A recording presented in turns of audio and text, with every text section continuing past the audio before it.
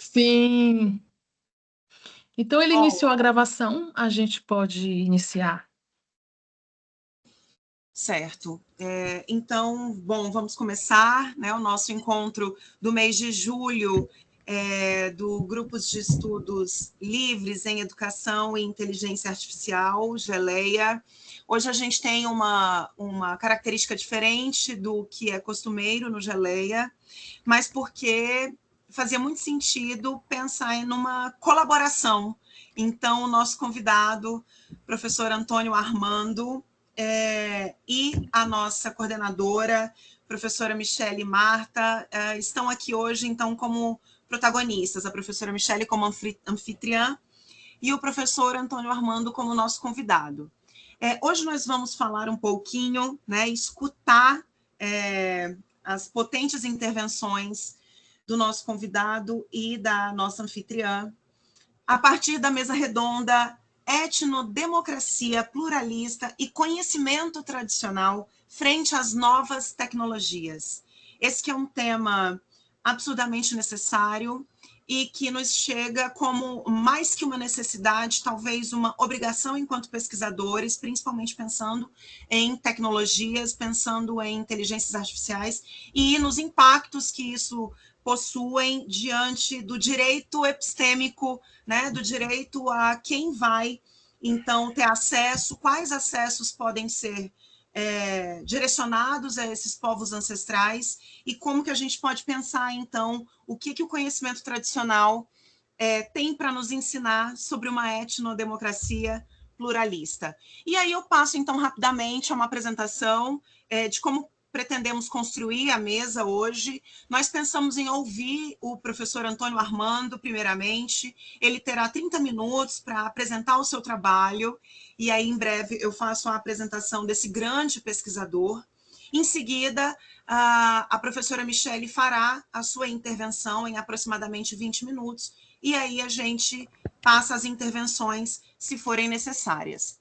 Eu gostaria de começar, então, fazendo a apresentação do professor Antônio Armando Uliando Lago Albuquerque, que é professor da Universidade do Estado de Mato Grosso, mestre em Teoria e Filosofia do Direito pela Universidade Federal de Santa Catarina, doutor em Ciência Política pelo Instituto de Estudos Sociais e Políticos da Universidade do Estado do Rio de Janeiro, professor permanente da pós-graduação Stricto Sensu em Educação da UNEMAT e atua, né, há muito tempo nos direitos dos povos originários e das comunidades tradicionais, a partir de uma perspectiva da educação em direitos humanos, serviço de assessoria jurídica popular em direitos humanos, democracia radical latino-americana, teoria decolonial, contracolonial, representação e participação indígena na América Latina, perspectivismo ameríndio e direito, educação jurídica, teoria multicultural crítica,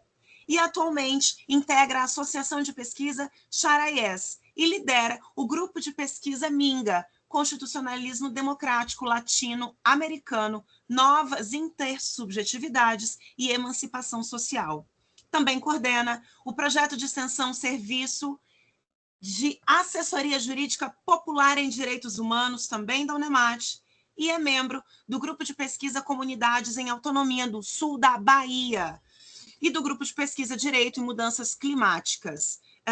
Ele ainda é editor-chefe da revista jurídica Voluntas. E toda essa apresentação é também para a gente mostrar para vocês o amplo currículo desse professor que nos acompanha hoje. E em breve a gente passa a apresentação do currículo da professora Michele. Antes, eu gostaria de conduzir aqui a palavra ao professor Armando. Bem-vindo, professor Antônio Armando. É um prazer tê-lo conosco aqui no Geleia, que vem fazendo um trabalho belíssimo na interlocução às tecnologias e especialmente às IAs. Imagina, eu que agradeço imensamente, Aliana, pelo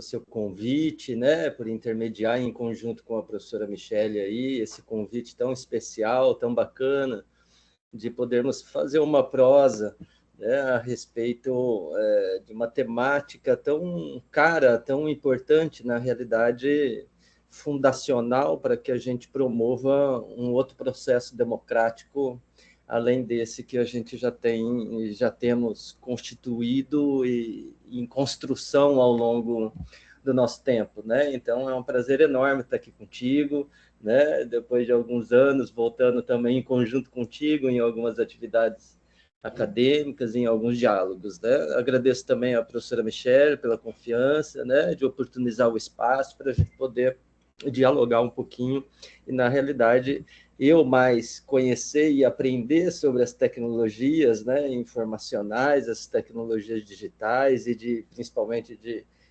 inteligência artificial, fazendo aí um contraponto com, né, os povos indígenas, sobretudo com uma perspectiva do que eu tenho denominado etnodemocracia pluralista. Então, partindo dessa premissa, o que é uma etnodemocracia pluralista e como que a gente pode articulá-la a partir da afirmação e do reconhecimento, né, da construção de uma outra ciência e de uma nova epistemologia que passe obrigatoriamente pela participação, né, do conhecimento tradicional, do reconhecimento do conhecimento tradicional dos povos originários e dos povos tradicionais como um parâmetro condutor, né, para que as tecnologias possam aí, né, se orientar a partir das realidades multifacetadas e plurais que a gente tem no nosso país, né? Então,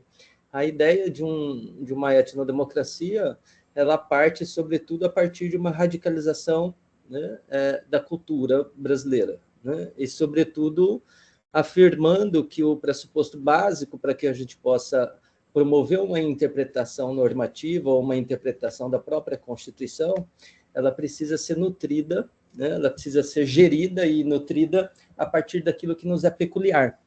E daquilo que nos é peculiar, né, me parece que não é só uma densidade demográfica lá, malthus, né, malthusiana, mas, sobretudo, a necessidade, né, de reconhecermos a nossa identidade cultural a partir dessa pluralidade existente, né, no nosso país. Então, há que se virar essa interpretação a partir da densidade demográfica para uma outra possibilidade, que é a densidade cultural existente no nosso país, né? E essa densidade cultural, ela dialoga não só com os mais de 305 povos indígenas do nosso país, mas também com os povos tradicionais, né? Os pescadores artesanais, as marisqueiras do sul da Bahia, na Resex, né? Canavieiras, né? Com os povos, né, sertanistas, com os povos da mata, e, né, com os quilombos, né, com os quilombolas, com os povos do terreiro, os povos da água, enfim. Então, a perspectiva da gente conversar, dialogar, né, num sentido democrático e de interpretação daquilo que nutre a nossa democracia, que é a Constituição Federal, a partir de um outro sentido, de um sentido que advém da densidade cultural brasileira, né? E esse sentido, ele expressa, de um certo modo, primeiramente, a gente afirmar que nós nos constituímos a partir de uma pluralidade ou de um mosaico cultural existente. E se esse mosaico cultural existente, desde a origem, né, em milhões de pessoas, e hoje, né, bem abaixo daquilo que, né, originariamente nós tivemos enquanto construção de uma pluralidade cultural no nosso Brasil desde 500, ainda assim que tenhamos, né, 1.200.000 pessoas indígenas no nosso país, ou algo mais, né? Então, por isso, né, a referência não é uma densidade demográfica, mas uma densidade cultural que está expressada na nossa linguagem, que está expressada, né, nos nossos hábitos alimentares, que está expressada nas nossas pinturas, no nosso modo de agir, no nosso modo de nos relacionarmos com o outro desde a origem, né? Então, é reconhecer que essa pluralidade cultural indígena, sobretudo, mas não só, né? Sobretudo porque aqui eu me vinculo com pesquisas mais específicas, mais específicas, né? Mas ela se dimensiona a partir, né, de outros povos, dos povos tradicionais também, né? Então, há muito a ser construído a partir disso. E a ideia, ela está centrada numa perspectiva de que os povos indígenas, né, cada povo tem a sua cultura, e enquanto cultura não é uma cultura, como estávamos aqui a conversar um pouco antes, né, não é uma cultura no sentido de fixação ou de preservação, de conservação, a qual ela se torna imutável ao longo do tempo, né, posto que a cultura ela exige, né, ser compreendida a partir de um processo cultural, a qual se relaciona com o outro de um modo dialógico.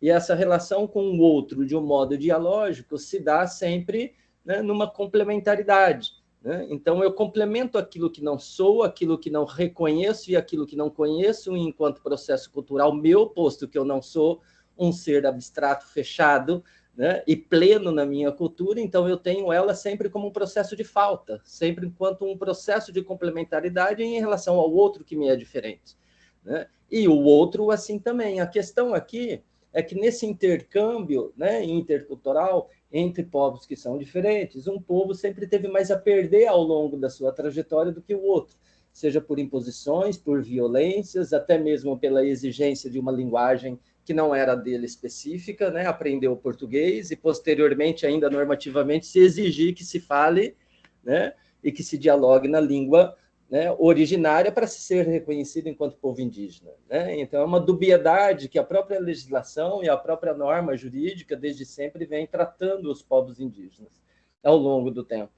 Então, pensar, né, essa importância dessa pluralidade cultural e dessa densidade cultural enquanto um eixo, enquanto uma matriz, né, de interpretação de todo o nosso sistema normativo, né, significa que os direitos fundamentais de uma base eurocentrada, advindo da modernidade, do iluminismo, né, nos seus conceitos fundamentais e que fundam as democracias ocidentais, a gente pode relê-los e reinterpretá-los a partir de outros princípios e valores, não novos princípios e valores, ou até talvez novos princípios e valores, né? Mas o que é uma dignidade ao povo indígena? Né? Qual é o sentido da liberdade? Qual é o sentido do meio ambiente e da relação com a natureza para os povos originários e para os não originários, para os não indígenas? Né? Qual é o sentido de uma dignidade da pessoa humana, né, disposto na nossa Constituição Federal para a maioria dos povos indígenas? É esse o sentido, então, que a gente pode procurar naquilo que é a cosmogonia de cada um dos povos indígenas. Se cada povo tem a sua cultura, cada povo expressa um sentido de mundo, expressa um sentido cosmogônico da sua origem, né, diferente um do outro. Significa, então, que a partir dessa cosmogonia, cada povo tem um sistema de princípios e de valores. Esse sistema de princípios e de valores, né, ele é exigível a ser interpretado quando as relações são estabelecidas entre indígena e não indígena. Eu não posso, numa relação política, jurídica, seja ela qual for, estabelecida entre um não indígena e um indígena, né, interpretar a partir de uma base fundamentada no sistema eurocêntrico.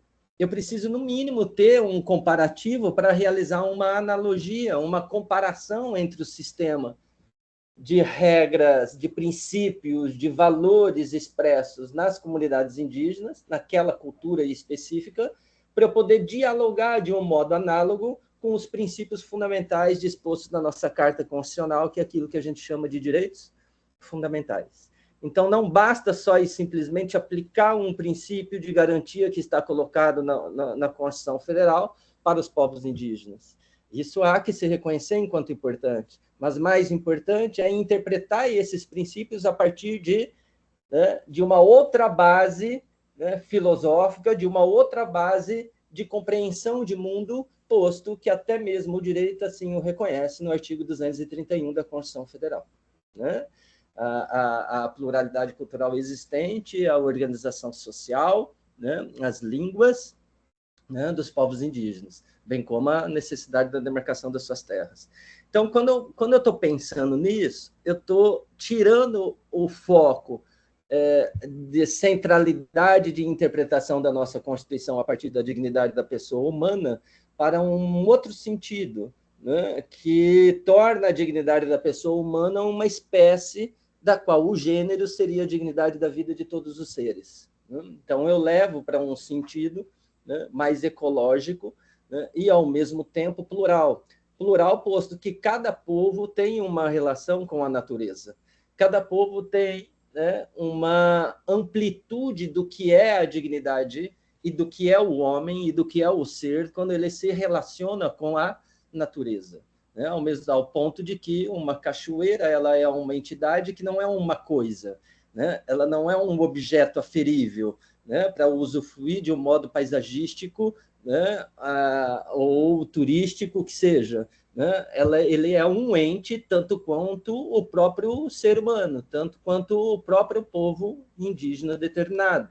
Então, ali, esse sentido da cachoeira, esse sentido de uma paca, esse sentido, né, ela atravessa a pessoa, ampliando o sentido do humano nela.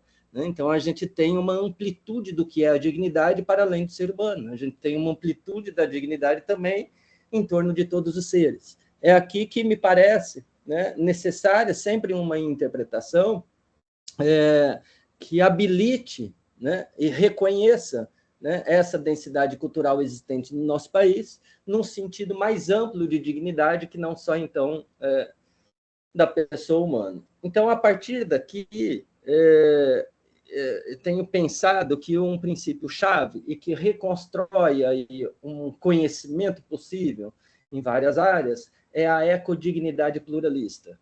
Né? Então, é uma dignidade que está vinculada com uma característica, né, de relação a qual os povos originários e tradicionais estabelecem com a natureza e, por isso, ecológica. Ecológica dentro de cada uma dessas pluralidades existentes do nosso país, 305 povos. Né?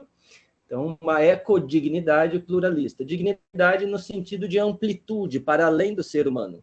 Né? Uma dignidade da vida de todos os seres, posto que necessário para gerações futuras a gente ter uma relação, ou os povos indígenas, né, manterem uma relação com a natureza diferente daquela que os não indígenas hoje e sempre tiveram, né? Posto a necessidade de se manterem para gerações vindouras, caso, né, o ambiente seja, né,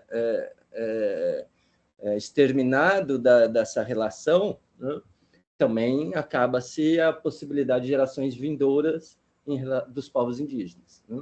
Então, essa seria uma matriz principal, que é uma ecodignidade pluralista. Para fins de executar ou aplicar essa base epistemológica a partir dos povos originários, a gente cria alguns instrumentais que radicalizam a democracia no seu sentido legislativo, posto que exige uma participação efetiva na representação eleitoral e nas audiências e participação efetiva, né, cidadã, né, que não só ter o título eleitoral, mas ocupar os espaços públicos de um certo modo, pluralizando as instituições. Então, são mecanismos de representação e participação interétnica, né, entre os povos indígenas. E aqui pode derivar, né, possibilidades de construir, né, circunscrições eleitorais específicas vinculadas aos territórios indígenas, né? Um outro instrumental seria uma gestão compartilhada e interétnica, né, para exercer a gestão territorial via Política Nacional de Gestão Territorial em Áreas Indígenas, né, que é o PNGAT, de um modo compartilhado e diferenciado. Né? Então, estamos falando de um executivo diferenciado, voltado para a diversidade cultural, né? Também um pluralismo etnojurídico, e aqui significa reconhecer a existência de princípios, de valores e de uma normatividade a partir da cultura dos povos, e aí é uma pluralidade de possibilidade de criação do normativo a partir das realidades dos territórios indígenas, né? E uma educação jurídica popular, indianista, a partir da realidade, né, dos próprios povos. Então, quando penso numa etnodemocracia pluralista, significa que quanto mais possibilidade a gente tiver nas instituições de ocupar as razões do Estado de um modo plural, transformando essa realidade monista ou homogênea das instituições, né, mais democrático a gente consegue construir, né, as nossas ações, né, e, portanto, as próprias instituições que representam as nossas ações. Ou seja, né, é necessário, de um certo modo, indianizar não só as instituições, mas também nossos corpos e nossas mentes a partir de uma outra base epistemológica que é indianista. Aqui é interessante porque significa que a linguagem ela exerce um papel fundamental nesse papel, né? Posto que a gente tem como uma língua oficial o português, mas não há impedimento nenhum para que tenhamos nos territórios indígenas e nos municípios que assim os abrigam, né, cooficialidades nas línguas maternas ou nas línguas originárias daqueles que são falantes. Tá? Se assim o for, significa que os ofícios a serem encaminhados pelas comunidades indígenas, né, ao sistema escolar indígena, ao ser referente à Secretaria Estadual de Educação ou à Secretaria Municipal de Educação, porque não pode ser feito em Tapirapé, em Chavante, em Enauê, na língua própria materna. E aqui é um grande desafio. É um grande desafio no sentido de que as tecnologias vão ser exigidas, né, a se construírem a partir de uma outra linguagem que talvez não seja o inglês, que talvez não seja o português. E aí, como construir uma outra linguagem, né, se valendo do uso da tecnologia para aferir toda essa ancestralidade, toda essa cultura que não perpassa por uma tradução ao português, que não perpassa por uma tradução, né, ao inglês ou ao alemão ou ao que quer que seja, perpassa pela compreensão da linguagem própria, no mínimo das 250 línguas diferentes faladas no nosso país pelos povos indígenas. Quando digo isso, eu estou associando o papel da linguagem como um local muito importante para a construção de uma base científica. Né? Porque a gente pode pensar que, de repente, a gente construir um banco de dados do conhecimento tradicional dos 305 povos indígenas no nosso país seja algo interessante, mas será que isso não seria algo de fechamento de um cadeado ou de uma mordaça ou de um aprisionamento daquele conhecimento? Então, como lidar com essa questão de construção de tecnologias a partir do uso não da nossa linguagem, mas a partir do uso da linguagem do outro, a qual nós não dominamos, a qual nós não sabemos. Então, num primeiro momento, né, todo reconhecimento de qualquer utilização da tecnologia ou de qualquer conhecimento que seja a partir da realidade indígena não pode ser dissociada da realidade indígena e, portanto, da participação deles. Então, cabe aos próprios povos indígenas e povos originários, né, construírem em conjunto com todos aqueles interessados, né, as tecnologias ou a linguagem necessária que pode reportar a eles um instrumental melhor para elevar a qualidade, para facilitar a sua comunicação com o mundo, para facilitar a sua intervenção democrática de modo a etnodemocratizar a nossa democracia. Isso só é possível ser feito a partir da linguagem diferente da nossa. Como construir isso? Porque se assim a gente não faz, ou não se preocupa com isso, a gente pode estar deslegitimando um espaço de produção e de conhecimento científico da comunidade indígena a partir do uso da própria linguagem dessa comunidade. E isso é tudo que, inclusive, a nossa legislação não o quer, né? Posto que a gente tem um reconhecimento jurídico do patrimônio cultural dos povos indígenas. E o reconhecimento jurídico desse patrimônio cultural dos povos indígenas, né, ele está vinculado tanto ao artigo 231 da Constituição Federal, mas em vários documentos internacionais, né, Declaração Universal de Direitos Humanos, Convenção sobre a diversidade biológica, por exemplo, a própria Convenção 69 da OIT, a Constituição Federal no artigo 231, como já disse, né? Pensar no reconhecimento da linguagem, pensar no reconhecimento do patrimônio cultural, né, significa articular o conhecimento tradicional. O que é o conhecimento tradicional, né? O conhecimento tradicional ele está amparado por aquilo que a gente chama como patrimônio imaterial, né? Que é tudo aquilo que tem de representação, práticas, conhecimentos, sabedorias, representações, né, simbólicas da linguagem, né, do modo de pertencimento, ou do pertencer com S maiúsculo e não com C nesse sentido, né, de geração para geração, e que isso é intercambiado, e que isso vai se recriando e vai se estabelecendo ao longo do tempo, sendo transmitido de geração para geração. Então, significa isso, conhecimento tradicional a partir da sabedoria indígena, né? Então, veja que aqui é muito importante pensar nos riscos. Vamos pensar nos riscos, por exemplo, de utilização da inteligência artificial a partir do conhecimento tradicional indígena, né? Será que eu vou tratar esse conhecimento tradicional indígena sobre plantas, ou sobre o uso da sua linguagem e sentidos que ele atribui no uso da sua linguagem a situações que nós não conhecemos ainda? Será que nós vamos aplicar, né, esses sentidos enquanto utilização ou criação de uma ferramenta de inteligência artificial numa perspectiva privada, numa perspectiva de proteção do patrimônio, que é o que a nossa legislação faz?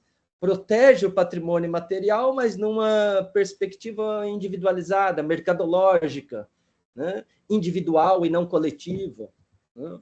Será que seria esse o caminho, né? Será que isso não geraria conflitos, por exemplo, ou até mesmo uma possibilidade de apropriação indevida por terceiros a fim de gerar lucro a partir de um conhecimento que é o tradicional, né? Então, como criar, né, mecanismos? Eu acho que, primeiro, precisa da participação específica indígena, principalmente os graduandos, né, as lideranças indígenas, né, pós-graduandas e graduandos e pós-graduados e já graduados, né, no nosso país, para conversar a esse respeito, o que a inteligência artificial pode somar, pode agregar e pode contribuir, por exemplo, né, para a realidade indígena, né? Então, me parece que o apoio em pesquisas que são solidárias, partilhadas e pluriculturais, em conjunto, né, diretamente com a participação indígena, né, com laboratórios que não são laboratórios ou clínicas, ou, né, isso que a gente faz, né, Michele, grupos de pesquisa e etc., que não tenham uma condução privada ou com interesse privado, que esteja vinculada a uma característica pública, né? O fortalecimento, sobretudo, uma outra questão que me parece muito necessária para provocar essa articulação, né? O reconhecimento dos princípios, das regras, da sabedoria, vamos dizer assim, né, interna das comunidades indígenas, né, da sua ancestralidade, dos anciãos, né? Ou seja, reconhecer a existência desse pluralismo normativo a partir das próprias realidades indígenas. A gente não está falando só de uma, a gente está falando de 305 realidades, né, que são diferentes, e que o uso e o desenvolvimento da linguagem, por exemplo, artificial, associada a princípios, a valores que vêm de uma outra linguagem a qual nós não manejamos, né, não é só uma, né? No mínimo são 205, vamos supor, hoje, línguas diferentes, né? Para isso ser traduzido matematicamente em código binário, para isso ser traduzido de algum modo que possa ser garantidor, né, de mais direitos, de mais conquistas e de ampliação, né, da própria cultura indígena, né, e da manutenção dela, né? Então, acho que também um estímulo aqui cada vez maior, né, da produção de uma ciência interétnica, né, e aí explorar essa garantia de autonomia que está lá na Convenção 69 da OIT, né? Autonomia dos povos originários na construção das suas bases de pesquisa a partir da própria realidade deles e da fala deles, né? E da escrita deles. E outra, a escrita na língua, né? Aqueles que ainda possuem a sua língua, né? Talvez aqui possa se pensar, e aí já é algo mais macro, né? Na criação de um fundo, né? Para fins de desenvolvimento de pesquisa e um banco de dados interétnico coletivo, né? Vinculado aos povos originários, né? Cujo controle, né? Estaria sobre o crivo aí, sobre, né? A proteção dos próprios povos indígenas, né? Então, pensar, né, a articulação daquele conhecimento que é um conhecimento tradicional, específico, como, por exemplo, fazer a canoa de um pau só, né? Ou como, por exemplo, fazer seus tabuados, seus tablados, ou uma pintura, né, belíssima, uma pintura corporal que tem sentidos e significados vários, ou desenvolver um sistema de monitoramento 24 horas por dia em regiões ou nos territórios indígenas que provocam, né, aí a indicação de violências via garimpo, via latifúndios, via crescimento cada vez mais, né, de invasões e de violações aos direitos humanos dos povos indígenas, por exemplo, né? A gente tem esse monitoramento, mas em grandes áreas. Mas e as pequenas áreas, né? E os povos indígenas de outras regiões não tão visibilizadas, né? E não tão objetos de interesse, vamos dizer assim, de grandes grupos, né? Que a gente tem monitoramento nas regiões, em várias regiões, por parte de lafundiários, de agronegociantes, né, que sabem todos os movimentos que são realizados. Mas a gente não tem, por exemplo, a possibilidade de um aplicativo no celular, né, que possibilite o mapeamento do etnoturismo em terras indígenas, em pontos que são cruciais e importantes, que possa ser interessante para gerar renda para os povos indígenas, né? Quais são esses pontos? Seria importante tê-los, né, num aplicativo? Seria importante a gente saber quais que são os pontos de pescas tradicionais, por exemplo, dos pescadores ribeirinhos, né? As chalanas já estão passando por esses pontos. Os tablados, os tabuados já foram objeto de recursos para fins de retirar do Pantanal, porque enfeiavam a paisagem das chalanas que estavam passando com os turistas. Então, assim, de repente, a gente conseguir mapear esses pontos que são pontos da diversidade cultural e que apresentam uma densidade cultural enorme, que mostram uma relação com o meio ambiente de outro modo, seja algo interessante, seja algo que favoreça o reconhecimento e a afirmação de direitos que já estão dispostos, né, na nossa base normativa. Só que isso precisa ser feito e precisa ter uma construção coletiva, né, principalmente com os povos interessados, né, principalmente com os povos indígenas, né, o que eles esperam e quais que são os usos da tecnologia, né, porque a gente pode, muitas vezes, pensar de um modo positivo na construção do acesso às tecnologias aos povos originários, mas também pode ser que estejam utilizando de uma linguagem que é de uma sociedade do espetáculo, como dizia Debois, né? E aí a gente está fabricando de um certo modo, sem promover uma educação que eu acho hiper importante da tecnologia, uma educação popular tecnológica aos povos, na linguagem acessível a esses povos, para que eles possam se apropriar, a partir de uma educação tecnológica, dessas ferramentas e produzir internamente a partir das suas próprias culturas, né? Preservando as culturas, mas também dialogando sobre elas, né? E ao dialogar sobre e com elas, complementa um pouco aquilo que se desconhece delas, né? E ao mesmo tempo a gente complementa um pouco, né, a nossa cultura e o uso da nossa tecnologia a partir de usos diferenciados das quais essas comunidades podem até nos ensinar e pode até nos fazer, né? Qual que são os sentidos olhados por esses povos em relação ao céu é o mesmo sentido que a gente atribui à Lua, às estrelas, ainda hoje, ou não? Então, acho que isso tudo é um universo muito importante, rico na sua pluralidade, né? Muito denso na afirmação do conhecimento tradicional e na cosmogonia desses povos, mas também sei que algumas coisas não são intercambiáveis e não podem ser intercambiáveis, né? Então, existem alguns princípios, algumas reflexões, alguns valores que são próprios dos povos originários que talvez a gente não tenha que conhecer, né? Que talvez lhe é próprio, lhe é inerente e não é traduzido e não tem que ser traduzido, né? Há que se corresponder, então, uma parte dessa construção do conhecimento num respeito profundo, né?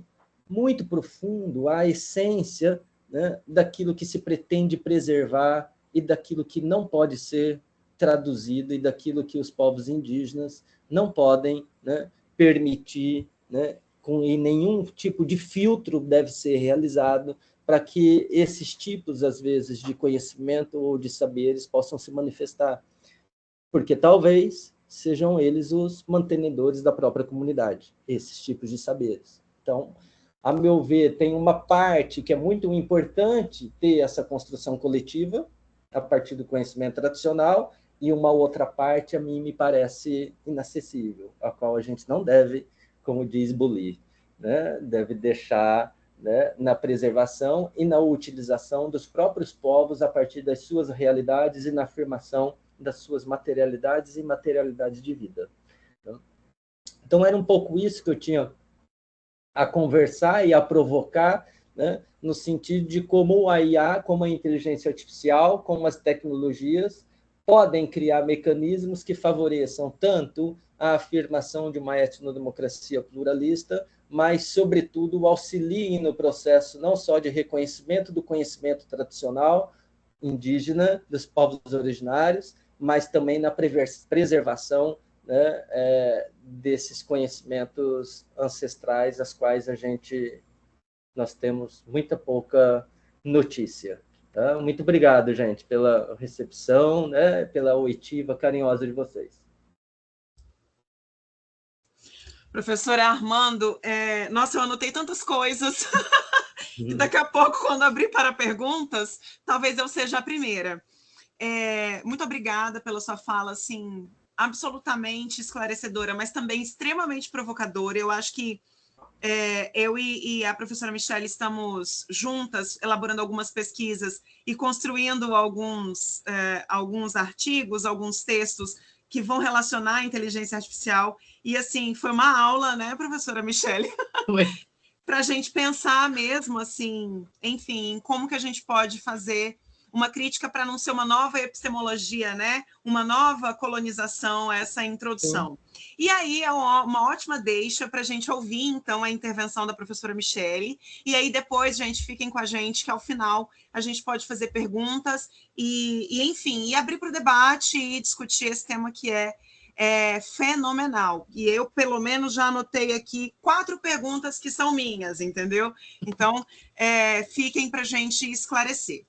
E, bom, agora a gente vai ouvir a intervenção da professora Michelle Marta Moraes Castro, que é doutora em Educação pela Universidade Federal de Mato Grosso, com tese sobre Educação e Inteligência Artificial, mestre em Educação também pela UFMT, com pesquisa sobre Tecnologias da Informação e Comunicação na Educação Básica, é especialista em Banco de Dados e Informação Estratégica, graduando em Pedagogia e em Administração com habilitação em análise de sistemas. Ela que é coordenadora aqui do nosso grupo de estudos livres em Educação e Inteligência Artificial, integrante do projeto de extensão Educação, Literatura, Tecnologia e Arte, interseccionalizando gênero, raça e classe, e tem uma vasta publicação de várias obras, incluindo trabalhos internacionais que vão falar um pouquinho sobre inteligência artificial e implantação de EAD, enfim. A professora Michelle faz uma interlocução com inteligência artificial e diversos campos dos saberes, e a sua pesquisa mais recente é justamente essa que vai fazer uma interlocução entre a tecnologia e a ancestralidade. E aí, obviamente, por isso que nossa anfitriã vem receber o professor Antônio Armando. Professora Michele, a palavra é tua. Muito obrigada. Boa noite a todas e todos. Quero registrar assim, minha gratidão para poder estar aqui hoje fazendo parte dessa mesa. É uma alegria muito especial reencontrar a professora Aliana. Eu tive a honra de participar com ela. Não sei se ela vai lembrar de uma live no Incip em Rede, e a gente discutiu o pensamento da colonial. E hoje, isso eu acho que foi em 2023, 2020, não tem tempo. E hoje a gente novamente, né, está nessa oportunidade de compartilhar esse espaço de reflexão. É sempre muito gratificante aprender com ela e hoje também é aprender muito com o professor Armando. Uma satisfação enorme te receber aqui, professor Armando, no Geleia. Fortaleceu muito o nosso grupo, ampliou demais, né? Eu fui anotando também, aprendendo. Muito obrigada, professor, por sua presença. Então, quando o senhor traz a inteligência artificial para esse debate, né, chama atenção para um ponto muito importante, que a tecnologia ela não é neutra. Ela também vai refletir muitas escolhas políticas, jurídicas, éticas, e o senhor mesmo falou, né, que tem muito interesse mercadológico. Então, no caso dos povos indígenas, o grande desafio é garantir que esses pensamentos, o conhecimento tradicional, não seja tratado como um patrimônio passível de ser explorado comercialmente, né, de forma econômica. E isso vai acontecer porque as Big Techs estão aí e eles realmente fazem essa captura desses dados, né? E a intenção realmente é bem neoliberal. E a legislação brasileira, ela vai prever alguns mecanismos de proteção, a LGPD e tantas outras leis, mas essa proteção ela é voltada para a lógica de mercado mesmo, né? Ela não se preocupa com nenhum benefício, é mais com geração de lucro mesmo. Então, a questão colocada aqui é essa, né? É reconhecer que esse conhecimento pertence a povos que têm o direito de decidir sobre o seu uso. Então, o professor acaba defendendo que os povos indígenas não seja apenas um objeto de proteção, né, mas ele seja sujeito da construção dessas políticas. E se a gente for pensar no PL 2338 de 2023, que é o projeto de lei que vai se tornar lei, ele vai regulamentar o uso da inteligência artificial aí no território brasileiro, não tem nenhuma voz indígena na comissão dos estudos, né? E se tiver, não foi a identidade dessa pessoa indígena, não foi expressa, né?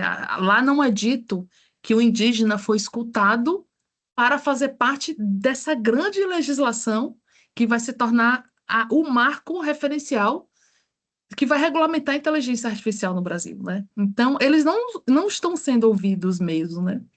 Então, muito potente essa sua fala, professor Armando, e etnodemocracia pluralista já está aqui anotado nessa ideia de que uma democracia só é verdadeiramente democrática quando respeita, reconhece a diversidade de povos, né? E são vários povos que pensam diferente, que têm culturas distintas, né? Tem formas distintas também de viver. Recentemente eu fiz uma visita na aldeia Quatro Cachoeiras, que é do povo Paresi, os Parecis, e eu fui também lá na aldeia Primavera, onde estão o Riquibaxa. Eles também pensam diferente, né? É incrível como vão falar de forma diferenciada. Então, dentro dos próprios povos, também vai ter uma diversidade cultural, né? Então, é pensar sobre isso mesmo, que eles não são iguais, como o senhor mesmo falou. É preciso reconhecer que cada povo tem sua própria história, seu próprio valor, sua própria língua, seu próprio conhecimento. E isso me lembrou muito tem um indígena, ele é Cauã Uirapaê, ele é da aldeia Caranaã. Ele estava em uma aula de direito, e aí eu me lembrei na mesma hora essa história, A aula que ele estava era do direito penal, e o professor explicava que antes da consolidação do direito positivado, existia julgamentos baseados na ideia de uma justiça divina. Então, em algumas tradições europeias, o professor estava explicando, né? Dizia que se uma pessoa sobrevivesse a determinada prova, seria considerado inocente, e se morresse, seria considerado culpado. E ali o indígena está prestando atenção, ele começa a associar também ao conhecimento do povo dele, né? Ele pediu a palavra e contou que seu povo também tem um relato ancestral como esse, né? Que o povo dele compreendia a justiça antes da colonização de forma parecida. E ele começa a contar como era, né? Que quando alguém era acusado de um crime, essa pessoa era levado ao lago Juá, onde vinha, né, aparecia uma cobra enorme chamada arara. Se ela surgisse emitindo um grito estridente e matasse a pessoa, ela era considerada culpada. E se aparecesse com um assovio fino, a pessoa era considerada inocente. Então, o colega, no momento, interrompeu e disse assim: não, o professor não entendeu, não, o que ele está falando? Aí o colega disse: é uma lenda. Então, o professor retomou, né, desacreditou, descredenciou, não escutou ele e continuou sua exposição e começou a falar da crucificação de Jesus, como um dos marcos para a constituição do direito ocidental. E aí o indígena Cauã, ele respondeu algo que, para mim, resume demais, né, as maiores questões do nosso tempo.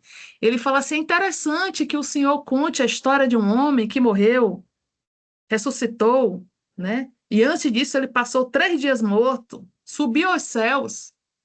E isso seja tratado como história. Mas quando eu conto que meus ancestrais compreendiam a justiça antes da colonização, isso é lenda, né? Então, assim, é não reconhecer mesmo, né? Porque se o dele é lenda, a outra história também seria uma lenda, né?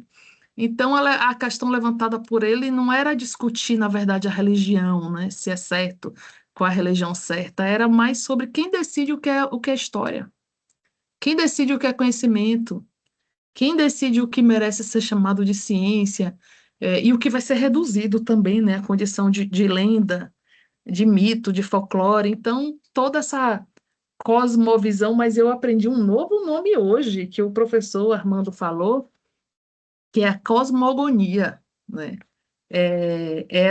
Que a cosmovisão eu penso que é uma coisa mais ampla, né? Ela vai ser tida como uma lenda, né? Como um mito, ele vai ser desacreditado o tempo inteiro.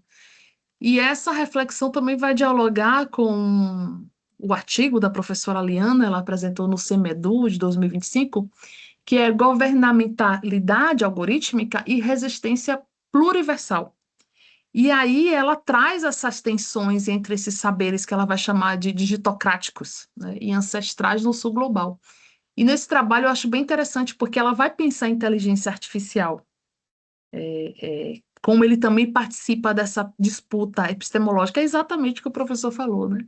Os algoritmos não são neutros, eles aprendem a partir de dados produzidos por pessoa e por isso vai carregar valor, vai carregar escolha.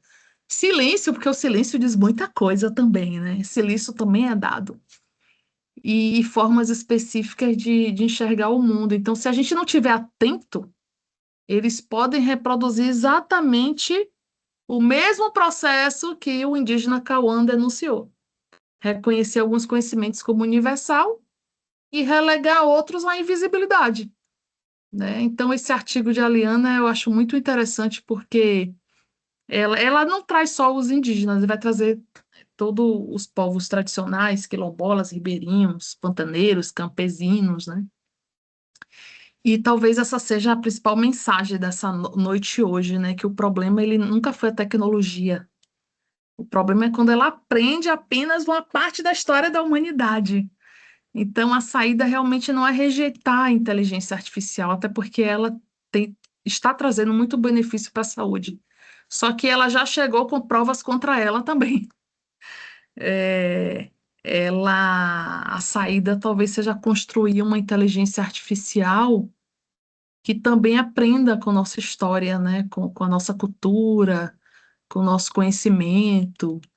E aí, quando eu falo essa IA que traz a nossa história, nossa raiz, nossa identidade, uma IA que carregue o Brasil, aí eu entro no método, né, que eu criei com a professora Aliana, que é o método Essência.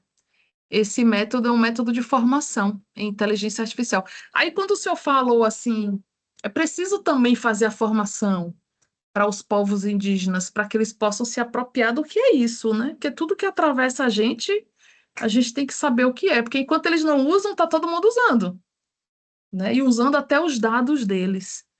Então, até me coloco à disposição para fazer formação. Eu já conheço várias aldeias aqui, indígena, para poder abrir um debate com eles mesmo, explicar o que é isso aí, até explicar como funciona uma rede neural. Eu gosto de explicar IA por dentro, né? E esse método Essência, como é que ele surgiu, né? Eu precisava organizar algumas inquietações.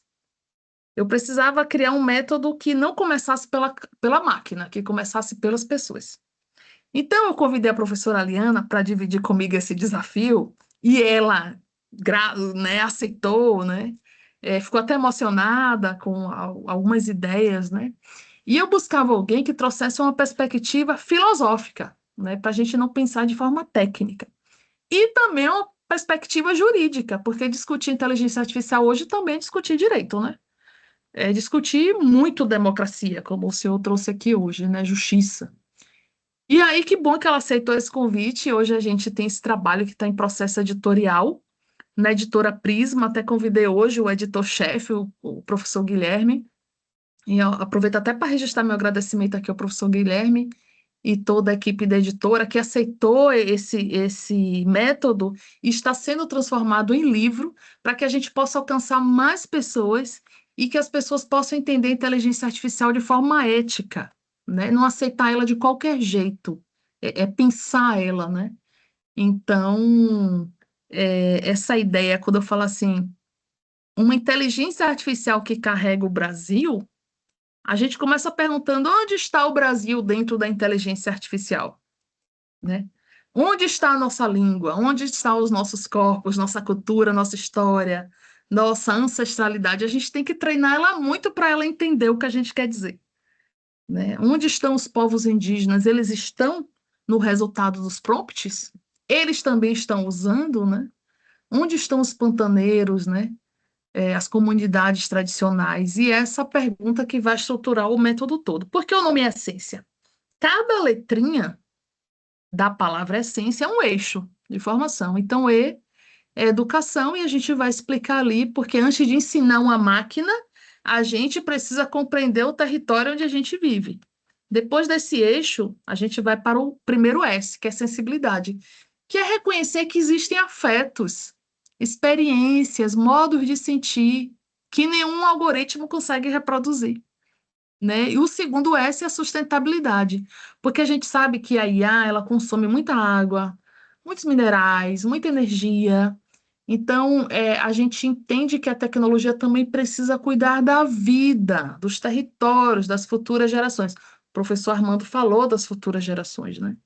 E o E de equidade, ou seja, enfrentando os vieses algorítmicos que a IA, né, comete, né, provoca diversos vieses, que tornam alguns grupos visíveis enquanto outros invisíveis, né? E N de narrativas é porque toda tecnologia, a gente pensa assim, que ela carrega uma visão de mundo. E a gente precisa garantir um espaço para as narrativas indígenas também, né?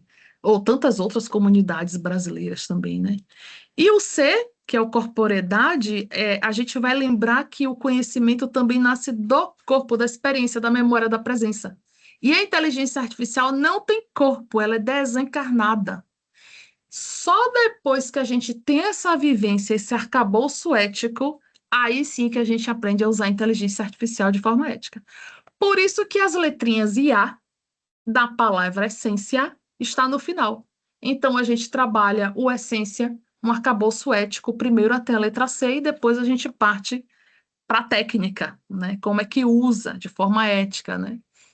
E é um método bem interessante, a gente já formou as centenas de pessoas e aí finalmente estamos criando esse livro para que seja criado multiplicadores, pessoas que possam fazer o que a gente faz, formem as pessoas de forma ética, né? E é isso, né? Uma inteligência artificial que carrega o Brasil e que reconheça muitos modos de produzir conhecimento.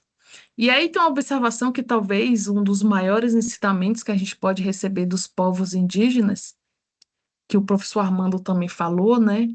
Essa forma que eles compreendem a vida, a sustentabilidade. Para eles, o professor deu o exemplo da cachoeira, isso foi tão potente que o professor Hipólito digitou e até mandou a foto, né? Que ele é de São Sebastião, né, de São Paulo, e isso também me prendeu, né? Para os povos indígenas, a cachoeira não é água, não.